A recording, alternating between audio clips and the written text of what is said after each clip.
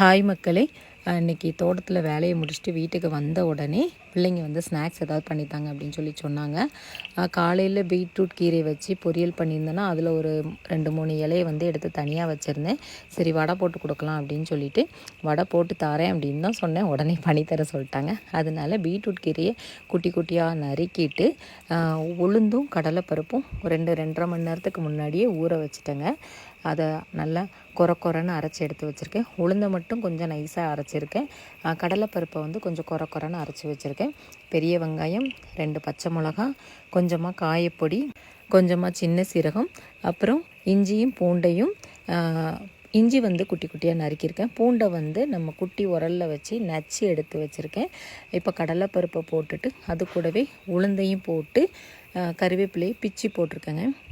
இடித்து வச்சுருக்க பூண்டை வந்து அதோடு சேர்த்துட்டு இஞ்சியும் பூண்டும் கொஞ்சம் தாங்க. பூண்டு வந்து ஒரு 3-4 பூண்டு எடுத்திருக்கேன். இஞ்சி கொஞ்சமாக எடுத்திருக்கேன். சின்ன சீரகம் அதையும் இதோடு சேர்த்துட்டு உப்பு தேவையான அளவு உங்களுக்கு எப்படி உப்பு சேர்க்கணுமோ அந்த மாதிரி சேர்த்துக்கோங்க. உப்பும் சேர்த்துட்டு வெங்காயம், பச்சை மிளகா அதையும் இதோடு சேர்த்து நம்ம நறுக்கி வச்சுருக்கோம் பார்த்திங்களா கீரை. எந்த கீரை வேணால் சேர்க்கலாங்க. இந்த கீரைக்கு தான் இப்படி அப்படின்னு கிடையாது.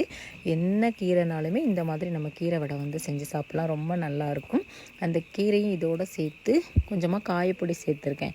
இதெல்லாம் போட்டு ஒன்றா கை வச்சு நல்லா பிசையணுங்க. பிசைஞ்சு ஒரு 5 நிமிஷம் 10 நிமிஷம் வச்சுட்டு அதுக்கப்புறம் நம்ம வடை போட ஆரம்பிக்கலாம்.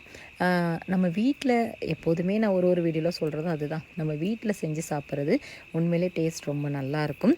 இன்றைக்கி காலையிலேருந்து நல்ல வெயில் இருந்துச்சு மத்தியானம் வரைக்கும். மத்தியானத்துக்கு அப்புறம் ஒரு மழை பெஞ்சிச்சு பாருங்கள், சரியான மழை.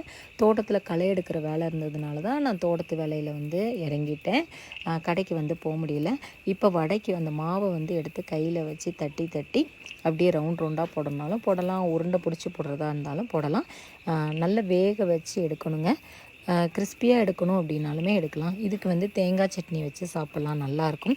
நான் சட்னி எதுவும் வைக்கலை, வடை மட்டும்தான் அப்படியே போட்டு எடுத்துகிட்டு இஞ்சி தட்டி போட்டு ஒரு கட்டஞ்சாயாக போட்டு இந்த மழைக்கு இந்த மாதிரி சாயங்காலம் நேரம் செஞ்சு சாப்பிட்டோன்னா நல்ல சூப்பராக. இந்த பீட்ரூட் கீரையை மட்டும் எடுத்து நறுக்கி போட்டு நம்ம வந்து வடை பண்ணணும். அந்த தண்டு இருக்குது பார்த்திங்களா, தண்டு கொஞ்சம் தடியாக இருக்கும். அது வேகிறதுக்கு டைம் எடுக்கும். அதனால் கீரையை மட்டும் நம்ம நறுக்கி போட்டால் போதும். வீடியோ பிடிச்சிருந்தால் மறக்காமல் லைக் அண்ட் ஷேர் பண்ணுங்கள். உங்கள் எல்லாருக்குமே குட் நைட். தேங்க்யூ.